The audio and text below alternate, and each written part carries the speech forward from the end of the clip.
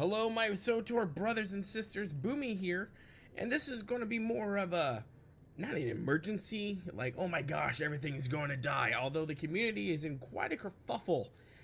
Today, after an article was released by Kotaku, written by, I believe, Jason Schreier, and it all has to do with Bioware, EA's, brand new franchise game scheduled to be released in 2019, the game Anthem. Yeah. Oh, I'm also playing a new smuggler. He's male because I want to get that romance thing with Risha. And I totally thought it'd be a great idea to start one now with the double XP and everything. I've got 9 days to get him through Kotet. It should be fun, right? No, it's not going to be fun. It's not going to be fun. So I even pushed aside some of my scheduled videos I was going to do for tomorrow and the rest of the week, so we can have a discussion, hear a conversation about everything that's happening. So it's going to be open-ended, just raw, reactionary type of thing, type of deal. And I want to hear what you guys have to say too. So make sure to put your comments in the comment section below. Even if you disagree with me wholeheartedly, or if you're totally on board, I don't care. I want to see. I just want to see all this. See if we can dance together. It'd be great. That's what we're going to do. So there was this article, which I'm going to post just a second. Pretty much this whole article is about Anthem and about EA, pretty much, or Bioware, whatever, EA, the puppet master and destroyer of all. Coming out, this Anthem thing is pretty much they're hedging all their bets on Anthem to the point where they're pretty much other games are being put to skeleton crews, and a lot of the talent at Bioware is being moved to the Anthem game to work on it to get this sucker out there. Mainly because you had Mass Effect Andromeda, which had to be put on ice, as the article says, because it was such a horrible failure. And upon which I've played it, I have it. There's some redeeming qualities to it, but I'll have to agree that all the measures that it took to make the thing, that yeah, this was not BioWare's shining jewel in their crown. That's for damn sure. So I think it deserves a lot of the criticism it got. But hey, the free market talks, right? We're not happy about something, we will pull our money from it and we will bitch and complain about it all day long. Beer. So the thing that's causing the main kerfuffle inside the Swtor community tonight is one paragraph in this article, and I'm going to link the article down below, and I'll read it to you, and I'm going to put it up here right now. And it says, Bioware has also discussed ending development on the multiplayer online game Star Wars: The Old Republic. Those sources said, although one person familiar with the studio told me recently that plans are still up in the air. One paragraph to end it all. That's pretty much what's happening, right? So you have one paragraph. People are just, some people, not all, but some people are just, it's like Orson Welles' War of the Worlds. The one article, everyone's like, oh, we're all going to die, we might as well just stop all the gameplay and just delete, unsub right now. It's all gonna be for naught. My friends, that is just don't knee-jerk reaction. There's a lot of knee-jerking going on right now. I've seen it on Twitter. I've talked to a few people as well. Just don't. It doesn't help you, it doesn't help the community, and it definitely doesn't help Bioware. Now, EA, they don't really, in my opinion, in my bearded opinion, they don't see us as a community. They see us as dollar signs. Now, as crappy as that is, they're a company. They still need to make a profit. Now, I will be the last person to discourage any company trying to make a profit, but EA has a tendency to just pull the plug on anything, or when it gets its little fingers on stuff, it tends to destroy it. As in the last Star Wars game, they were going to get ready to come out. I think it was a year away from being released, and it was shut down. And they said, screw it, we're just going to do something else with it. It's like, just stop. But we're going to, oh, look, 13. Actually, one of my favorite numbers out there. But nonetheless, the paragraph. Sources told me. Now, as we have learned, as I am very wary of, well, sources, anonymous sources told me, and I have no reason not to believe this guy, but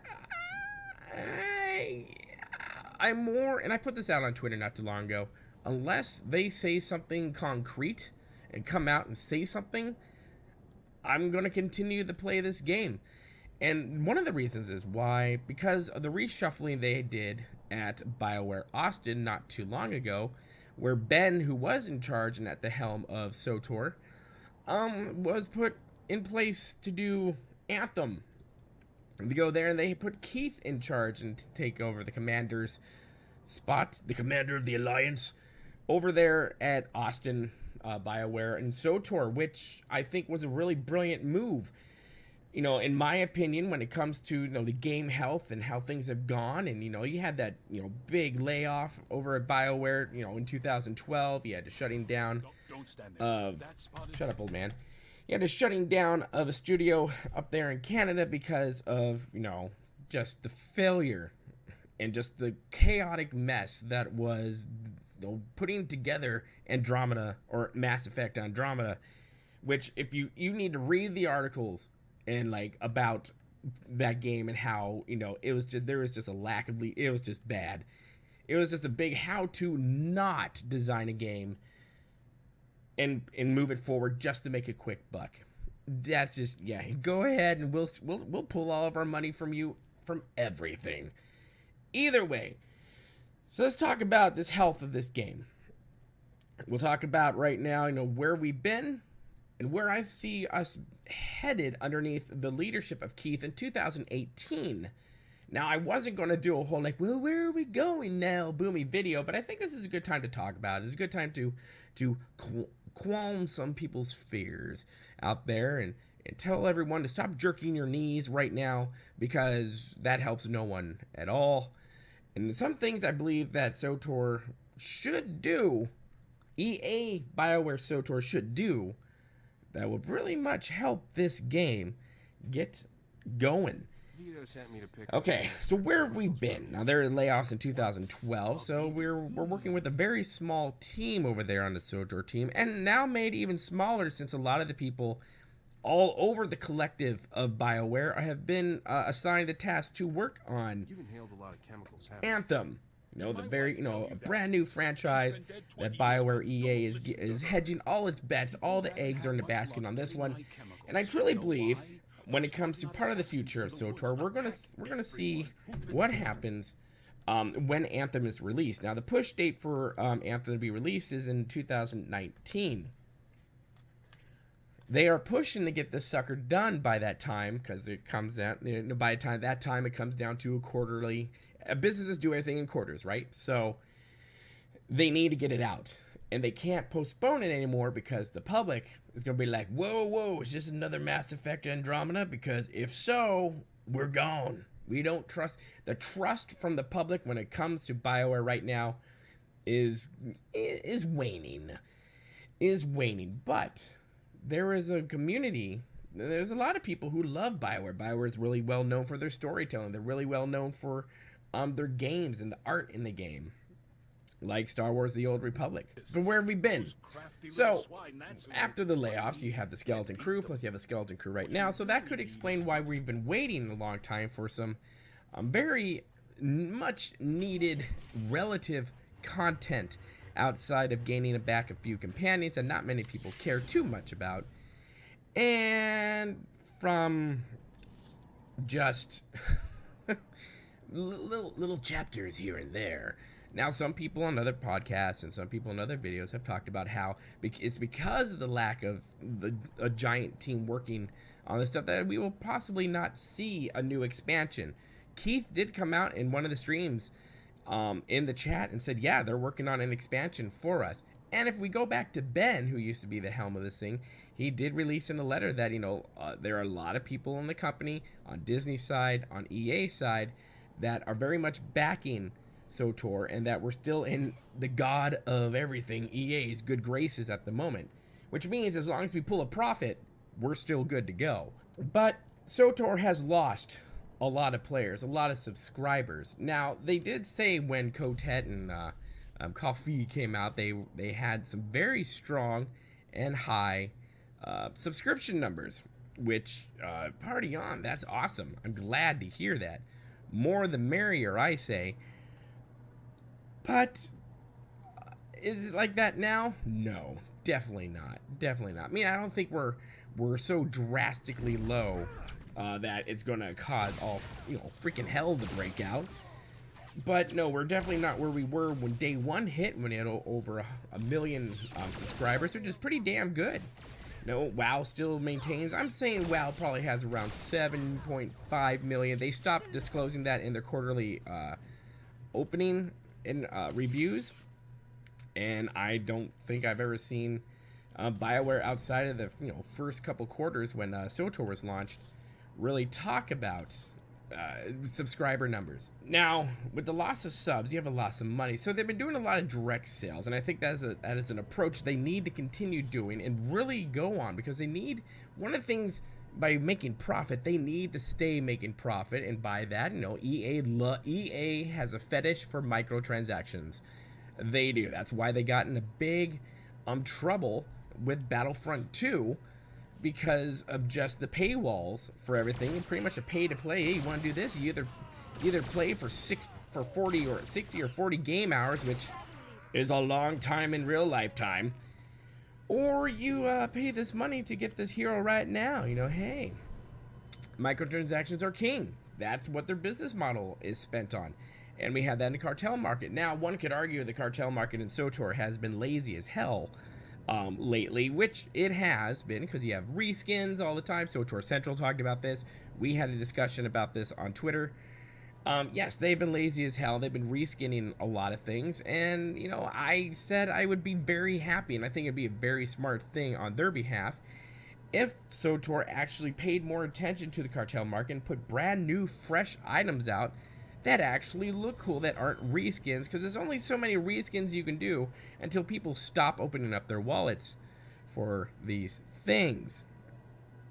If you don't believe me, just ask yourself, well, I've already seen that, why would I get that but in purple? Now, some people are like, oh my god, I have to have it in purple, it's amazing, I love all these things in purple. More power to you, but the majority of people who have wallets, who is going to spend real life money, let me tell you right now, they're not going to buy it anymore. I've stopped. I'm not buying a hypercrate until they actually have something out there that is freaking amazing, that blows my beard off. I haven't seen that in a long time. And the RNG is a complete horrible monster when it comes to the hypercrates. Now, they fixed some things in the hypercrates to where you're expected to get more good things than bad. However, there's only so much Java crap I can take, and RNG has not been my friend for quite a long time. Now, this is one way they can improve the thing. You have brand new, fresh stuff out there in the guitar market. The Cartel market will do fine. Bring those microtransactions in. Awesome. They even have a thing where you can pay what $3 and you get like 500 or 200 Cartel coins, even smaller. Yeah, $3 or $5. Done. I can do that. Here's $5. Ding, ding, ding. Oh shit! I just spent $150. But Bioware's like, thank you very much. We love you. Here's your fake currency. Thank you for the real currency. However, you're amazing. So that's there. Don't stop, right? Don't unsub. That's $15 a month. Remember, there are real human beings behind the screens that put this together. They also have families. Now, I'm not getting all, bleeding heart here, but it's true. There are people I know, through working, through a professional relationship when it comes to playing games, getting codes. Just as long as I've been playing this game, you get to know a lot of people, and you have a lot of people who in the community you have made friends with, and also the story that you have fallen in love with. You've invested your time, your energy, and your emotions into a lot of your character and a lot of the companions, which is why we have such a kerfuffle out there about where the hell are our most loved companions. And since EA and Bioware are concentrating a lot of their stuff on Anthem, there's another reason why things are taking so long. Now, Something I've been saying on Twitter is when people are knee jerking and all doomsday. Swtor is dead. They're gonna shut it down. We all should just leave now. No. Like I said, until I see something concrete, I'm going to keep on playing. My hope is in Keith right now. No pressure, Keith. But I really believe Keith is going to bring a freshness to this game. We already know that he really, he has a passion for this game. And I'm not saying the other devs don't have a passion. We know Eric does. We know that Charles definitely does. We know, and Keith definitely does have a passion for this game and for playing it. So, they walk the talk, or they talk the walk, or they talk while chewing gum at the same time. It's amazing. They're that just fracking amazing. But with Keith now we had 2017 came along. I think, where Keith was, or when he came in, he was stuck with Coffee and Cotet, right? Now, in my bearded opinion, those two expansions were the worst mistake that this game could ever have made. It is true. In my opinion, that is damn true. They should never have made those. Well, the story was awesome, right? But they went with more of a first-person type of thing, which probably was on the fence of, well, it's a little cheaper for us to do it this route than to do a full-on, exploratory, giant quest lines expansion. And they were probably hedging their bets that the market was going towards more of a first-person type shooter type thing, thinking, well, it worked for our other franchises, why won't it work for us here? Well, the MMO market's a completely different animal than the first-person shooter stuff. I mean, it takes an idiot not to understand that. Or, it pretty much, not an idiot, I guess. I retract that, Your Honor, that it takes someone who doesn't know the market, which means there's probably people in EA who just don't know. But they see dollar signs, right? They see the dollar signs. So they put Ben in charge of this whole thing. I think he was in charge, so he's going to get the blame for it. But it probably wasn't all his fault. He had bosses, too, that told him what to do. And he had to relay the messages to the dev teams to say, hey, make this, and just do it. Don't ask questions, just do it. The great gods of EA have demanded this. And so, it was a thing. It happened. We found Arkan, Thexan, Valen, Valkorion. The story was awesome. But it was the worst thing they could have done for the game. It really was. They lost a lot of people of it.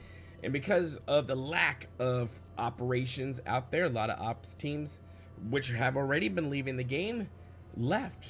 I mean, instead of going, well, we're just going to, bolster, make all the operations at end game level where you are now, so you can just go and do that. No, it's like a refresh, like it's back in the day. And you got a lot of crap for that too, because no, it's not. We want something new. We don't want to keep doing Karaga's Palace over and over and over again, even though we are level 70. Some of us, like me, I enjoy soloing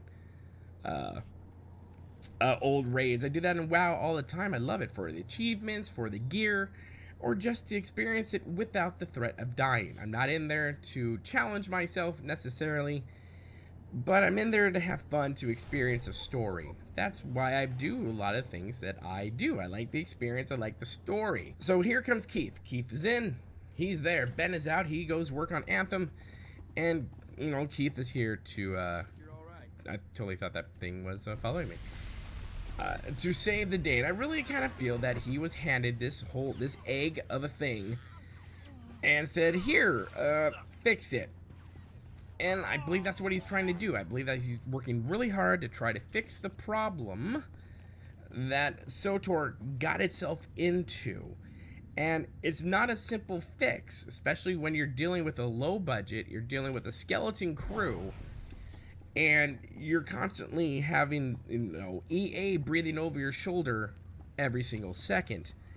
And with the fact that if, what the statement in this article is true, that, maybe, this depends on you, man. This depends on how this next expansion goes. That's a lot of added pressure there as well. So right now we are waiting for the spring roadmap to tell us where we're going. And I do believe it's going to have the expansion announcement in it. I believe that's going to be a thing. At least I'm hoping it's going to be a thing. But we're waiting on it, and I'm surprised it's not out yet. But, you know, we're still January, so you never know. So I think Keith is there to give hope. Keith is there to guide this game back to where it was. And one of my reasoning for that is with the new companions we got back, and how they're class specific instead of being, well, everyone gets to have them.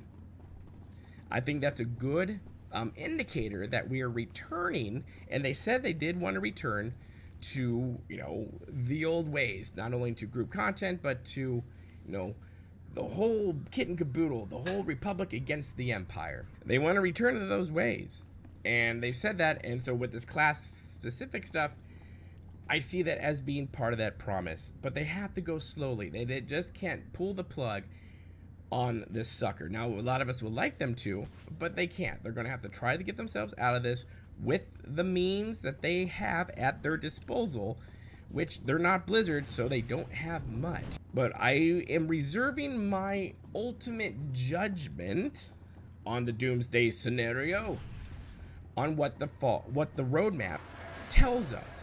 Because I think there's going to be a lot of information there. I think it's going to be a lot of stuff for us to digest, for us to chew on, and I don't think knee-jerk reactions right now are the smartest plays to have. Too many bad things have happened because of knee-jerking reaction, and typically it does more harm than it does good, and it brings down the morale of a community. Not only the morale part, but it also starts bringing the community against each other, which is something we don't want to happen. Community is community. We should be there to support each other, have fun. We still love this game. We have a passion for this game, right? Right. I do. Hell, I do videos about it. And I played an awful lot. And it was my thing there for when I took a break from World of Warcraft. It was my, you know. But yeah, I want to see what the roadmap has to say. I think it's going to say a lot of things.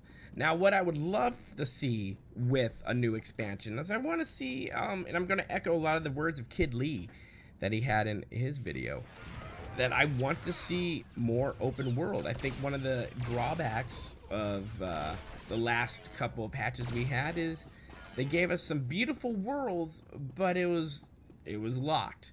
We couldn't really explore those worlds, which sucks. I mean, I would have loved to have done dailies on Campero or an Umbara. I mean, Umbara is really steeped in lore, especially when you watch Star Wars, Clone Wars. It's there. People want to experience it, and I think they lost out on a major opportunity to let us have fun there. And just doing, I put this on Reddit. I know I'm all over the place because I just wanted to talk about this, right? I put it on Reddit. It's like, is telling story via a flashpoint and only telling story via a flashpoint the best idea? Some people said yes. Some people said no. I am in the camp of no. I think that is one of the laziest ways of telling a story. But one could argue it's probably the easiest way of telling the story when you don't have a lot of resources at your disposal. I think the best way of telling a story is having all parts of the game integrated into it. Galactic Starfighter, war zones, flashpoints, raids, and right now the only thing that's kind of doing the story is flashpoints and a little bit of raids. So I think they lost out on a big opportunity, and I think I think a lot of people I've talked to, and I think some other people, would be willing to wait if they gave us a couple worlds to play on, do quest lines on, side quests, exploratory quests. If they gave us good raids, or good operations, more flashpoints, and they really just made this an actual well-defined, well-made MMO expansion. In World of Warcraft, we're told about an expansion, and then we wait a year for it to come. But we wait because we know that we're going to get a good experience. We're going to get a good story. We're going to get new zones to go and play around with. Old zones that they decided to revamp and make part of the new story. Now, I'm not talking about Warlords of Draenor. That was a horrible expansion. We won't go there. I talked about that a lot in my podcasts. that horse is dead, man. It's a telling sign that MMOers are patient people. Sometimes we're not. Sometimes they're not, right? We just go on the forums, and that right there will prove that point to you. But we can be very patient people, especially if we know that we are going to get some good content down the road. Now, I think to save Swtor, is Swtor dying? I don't think it's dying, but is a sniper out there getting ready to take it out? I don't know. EA hasn't hired the hitman yet, but I think to stay within EA's good graces, to stay within the community's good graces, and to stay somewhat profitable, they're going to have to give us a good expansion, good content that the community wants to see. We don't want to see story being only told to us via flashpoints. We don't want to see KOTOR style cutscene mechanics. No, we don't want to see that. That doesn't help with the immersiveness that we are so used to in this game. We want to see exploratory. We want to explore planets. We want to go to planets we've never been before. We want to go to planets that are part of the lore. We like going to brand new ones, like Nathema. That was one of my favorite, and I wish they did more with it. Dailies, to go and, figure out, the old people there. What other secrets lie in Nathema? I think that would have been great. Hire me, Austin. I will sacrifice and move to Austin, to which I can't stand Austin. It's a bit too weird for me, and that's saying a lot because I am the king of weird. It's really frustrating when you see Swtor have great opportunities, and then it feels like they squander those opportunities. Like, for me, the Manon Stronghold, a lot of people were loving it. I saw it and went, oh, this is cool. But as I explored it, I went, oh, this is it? Really? This is it? I mean, you're dealing with underwater stuff. You're dealing with Manon. They could have done so much more with that stronghold. And they could have done so much more with Umbara, with Compero, with freaking Nathema, with all these things. Just give us some dailies. Give us something else to do. Just don't give us this tease like, oh man, this, like, the planets looked amazing. Umbara would look beautiful. Compero was gorgeous. I would love to have a stronghold on there. Although when I said that, I got crap for that, going, geez, man, what do you want? Like 100 strongholds? Yeah, I do. Suck it. If you're playing Black Desert Online, every fracking building out there can be your private residence. And they did that. That's one of the things that Black Desert Online, I believe, did quite well when it comes to personal player housing and stuff like that. Which you can have your pretty much can have your own damn castle if you wanted. But I really believe that a lot of things have been squandered to the detriment of the game. And I think, I kind of have like this feeling like this expansion that's coming up that was about to be announced. I promise you, it's going to be announced in the roadmap. That's my call on that one. I think this game is going to be riding on this expansion. And I think a lot of people are excited with the fact that we are kind of going back to what this game used to be about. Now, how they're going to go about doing that, I'm not sure, man. You have this whole alliance thing, third faction thing going there. Something's going to have to happen to break that up, and I don't know. That's going to be a sticky situation. That's why I say I think it's, Keith has found himself in a sticky situation to try to get out of a story that is kind of hard to weave oneself out of. It is. How do you go from a third faction back to two other factions? Or like, hey, Bill? Yeah, I'm the cleaning guy for the Alliance. Here's the keys. You're in charge now. Oh, okay. Well, I'm going to turn you into a pizza delivery company. That's going to happen. The Eternal Fleet will now deliver pizza. Yeah. Awesome. Yeah. I'm very interested to see how they're going to dovetail things into that and then get us out of that. I haven't seen too many signs of how that's going to happen, but I'm sure it's going to be there, right?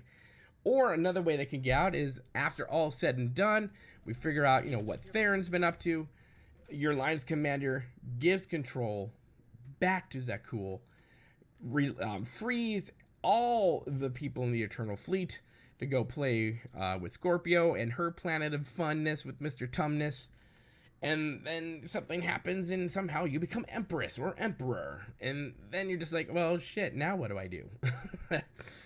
No, back here again. Oh, why can't we just have an expansion where I just take vacations on Rishi and get a tan in my bikini? Where's that expansion? The Big Rest, Swtor. And the whole cutscene is just going to be you and Senya and Lana and Theron, if he's still alive. And, well, not Koth, because I hate Koth. And Jaisa and Kira and all the other people and Andronicus. They're all there on the beach. They're all there, and T7's there as well, of course, and he's getting his metal tanned, and everyone's there. That's going to be the whole thing, and you're just sipping Mai Tais the entire time. That is going to be the expansion. That'd be great. You have the rest, and that's just what you do. It's not going to happen. It's not too exciting. Your daily is, well, you get up, find your sandals. 15 Denali points, and you can go buy new shades. Horrible expansion, yes, I know, but hey, man, your character has been through a lot. I think it's time for a good rest. That's the thing. So the expansion, that's what we're writing on that. I believe the game is writing on right now a little bit for that to be just, you know, amazing. But is this the end? Is Swtor dead? No, I don't think it is. I don't think it's dead. I think people are being a bit premature when it comes with their little knee-jerky reactions to things, and I think we need to take a step back.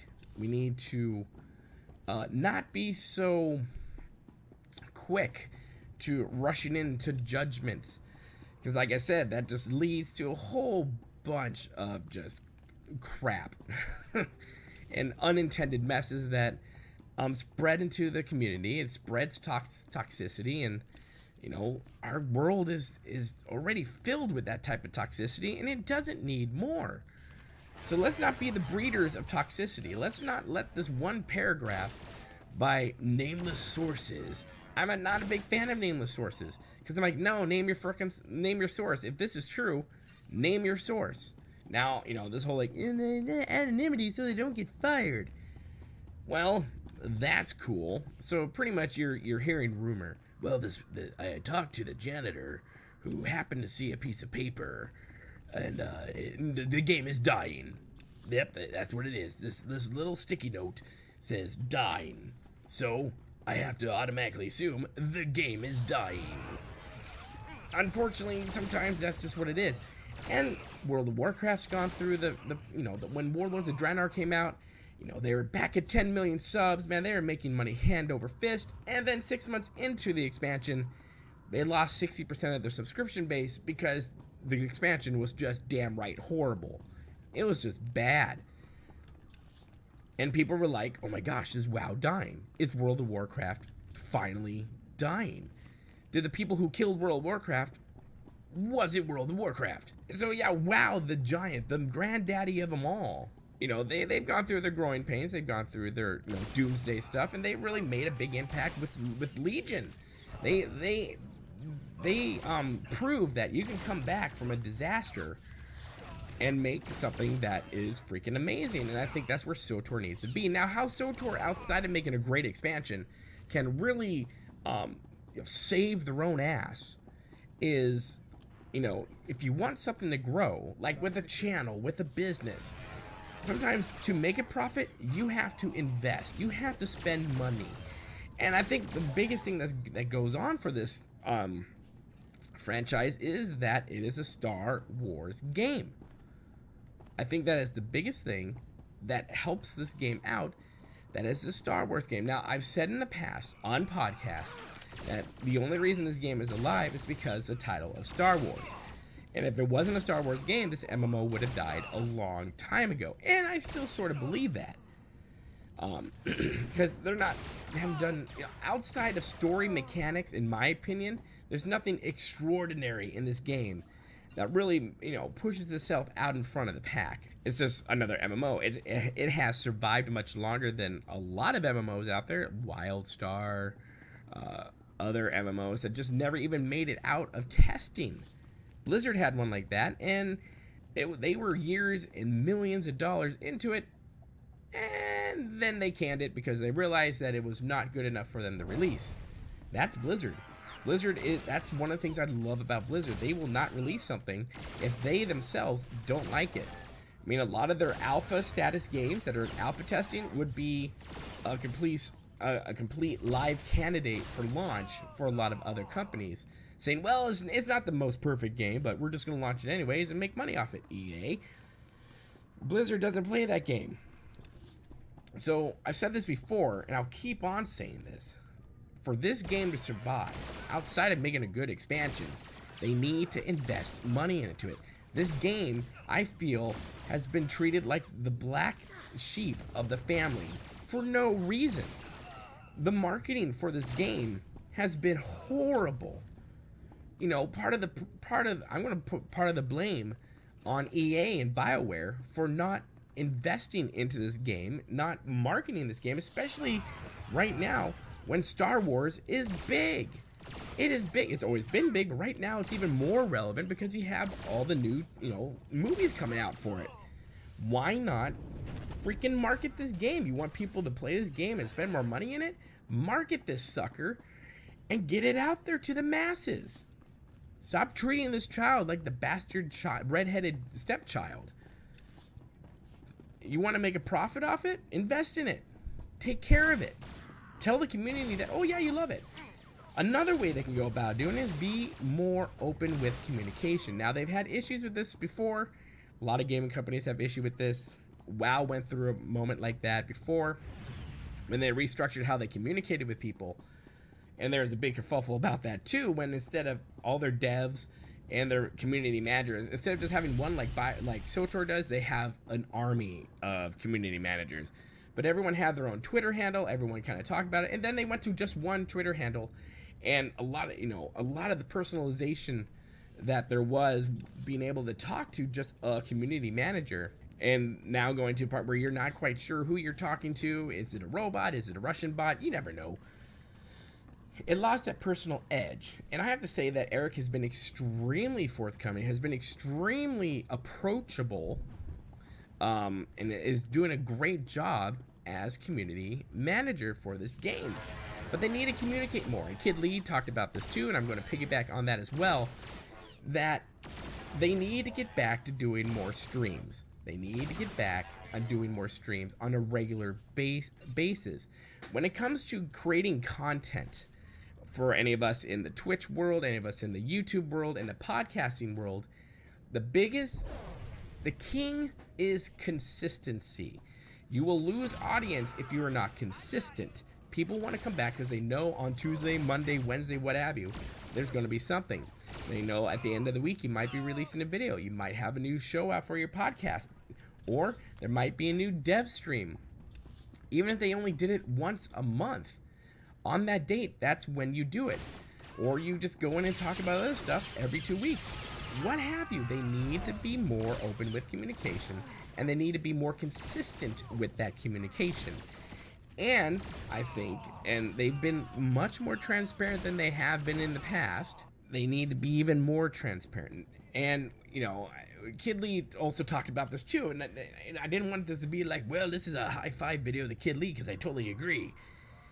When it comes to the private server, or the test servers, and World of Warcraft has this, the PTR, which I've been on those before.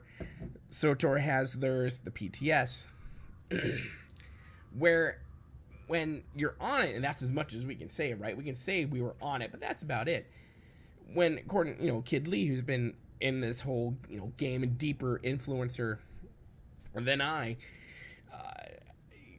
back in the day, I guess you could, record video, send it out to the people, stream about it, and they were totally fine with it. Then all of a sudden you get into the PTS, and man, you have to sign an NDA. You can't talk about it really. You can't say, hey guys, I'm in the PTS. You have, pretty much people have to ask you. And then it's okay to say, yes, I'm in, but that's as far as you can go. And I, being someone who's been in PTRs for Blizzard, who has been in the World of Warcraft community for 7 years, we are in our community there, we are used to Blizzard. They might have closed betas where people aren't into, They only select a few amount of people, but either way, you can stream it, you can make YouTube channels about it, or YouTube videos about it, you can do podcasts about it if you're in, you can talk about what's coming up, you can data mine, because they put things there for you to data mine. They don't even really make it that hard for some of the things. They're like, oh yeah, just, yeah. Data mining, yeah, no, you should go over here. Warm, warm, cold, cold, getting warmer. But when it comes to Bioware, I think them being so tight-lipped about everything, again, is a detriment to the franchise. You cannot create hype for something without showing it. You want to create excitement for content that's coming up, and you can't do that by shutting everyone down who might be in there testing it. And with Blizzard, they start opening up the doors to more and more people, to more, they start sending more and more invites out so they can either stress test or they can like get more people in to test the content that they have created. And that's a very wise and smart thing to do, because the more testing you do, the more bugs you find, the more things you find that they can go back in and polish. Now, I have been in a beta before in World of Warcraft where I was literally standing on a mountain and I saw another mountain being moved. Like, what the hell? And it's just like being moved. The devs were in there moving things around. That was surreal. It's like, what? Oh, man. What the hell type of coffee is this, man? Oh, I'm so freaking high right now. What's going on, mama? Why does it tingle? Give me more. I mean, you're in there. You're experiencing. You can talk about it. But I think, like I said, it's a detriment for Bioware to be so tight-lipped about it. And then then the rumors start happening. It's like, well, one of the reasons why they're so tight-lipped about everything is because this thing's a piece of shit. And it's just not going to go over well. No one's going to like it. Well, if you don't want that to happen, let us as content creators get in and squash any rumors and get in and say, hey, guys, dude, you have to see this fight. This fight is freaking amazing. This is what you get to look forward to. Blah. Yeah, and you need to test everything. One of the things that Swtor really, I think, one of his handicaps is they don't test things. They do a lot of internal testing, but they don't test things enough. Like, let me tell you, if we were in the PTS and we hit the map button and we saw the dark versus light counter thing, we would have nailed that immediately and went, let's go on to the PTS forums. Yeah, your bar is effed up on the map. You need to move that. Like, oh, sweet, we'll go move that. Instead, it goes live and then everything breaks. And like, oh gosh, you would have thought they would have polished this thing before they released it. That has been a problem with Swtor. I love Swtor. I'm passionate about this game. But a lot of things we love and we're passionate about, it doesn't mean we're going to, fanboy and just say everything they do is daisies and roses and little buttons and kitties. Nothing they do is ever bad. No, we're going to call out bullshit when we see it. That's what we're going to do. And that's what we should do. Because we want to help make this game great again. Make Swtor great again. There you go. Print the hats. Print the shirts. Oh, and there's another thing. You know how much freaking millions of dollars Blizzard makes on their Blizzard store? For clothing, for calendars, for freaking World of Warcraft cookbook, for all this stuff. They make so much money. And EA has stuff for their other games, but then again, the bastard child of EA, Bioware, Swtor, has nothing. I went to check the store. I might be wrong. Things might have changed, but there is no real life store to where I can buy shirts. I can buy a plushie. I can buy this. I can buy a statue of freaking Revan, of Senya. I can buy, I don't know, something that is awesome and cool. I can buy a life-size statue of Valen and have it in my room. And what was I talking about? Anyways, so another opportunity missed. They would make a lot of money doing that. People would open up their pocketbook. Why? Because it's Star Wars related. As someone who, I know marketing. I know how to run a business. I do that with my YouTube channel, with the podcasting. And I guess one could argue this is episode 82. It's just mind-boggling what they don't do in this game. It's like, wow. It's like, damn. Damn, if this game fails, part of the reason is because they just, I know I'm going off in rabbit trails. But a lot of these things is coming to my mind. I'm like, oh yeah, oh yeah. So we need, keep subbing, keep playing. Don't give in to the knee-jerk reaction that's out there. Don't do it. I'll take that shuttle pass off your corpse. Don't do it. Don't make a mess. Don't start decrying everything known to man on Twitter or Facebook. I hate Facebook. But don't do it. Remember, we're about community. And the community is not just the people who play the game. It's also the people who make the game. And there are a lot of people who make this game who are just as passionate about it as we are. So, my friends, I'm just going to stop here because I can just keep going and going and going. We need to just calm down and just take a deep breath and not go all ape shit over everything.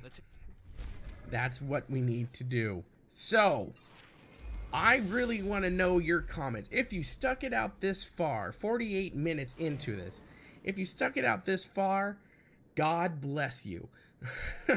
But I want to know what you guys think. Put your comments in the comment section below. Tell me your thoughts. Sorry for the rabbit trails, but this is just like a hot off the presses. Need to talk about it. Need to just get my stuff out there about it. Let me know what you think. And let's have a conversation about this. And yeah, if you really like this video, really like here, hit that like button. It helps the channel out a lot. And if you really want to know more about what's going on, and you want to be part of this freak show here on YouTube, make sure you hit that subscribe button. I would love you forever, and that helps out even more nowadays, especially with the new YouTube rules that are out there. My friends, remember, please be kind. And it is about community, not just the people we play with, but the people who also make the game. We're all in it together. Now, it's going to sound old fanboy bleeding heart on that one, but it's the honest truth. We all are. And until the day they say, yep, on this date, she goes into 100% maintenance. Just play, have fun, enjoy the experience of this game, and just lift up people, stand together. And who knows, we could be the ones who save this game that we love so much. My friends, have a good one. Remember, please remember, it's about community. And I will see you later on the next side. Hit that bell right there in the bottom, and that'll tell you when I have new stuff coming up, which is almost daily. Unless I get the flu, and then it's not going to happen. Okay, we'll see you later. Goodbye.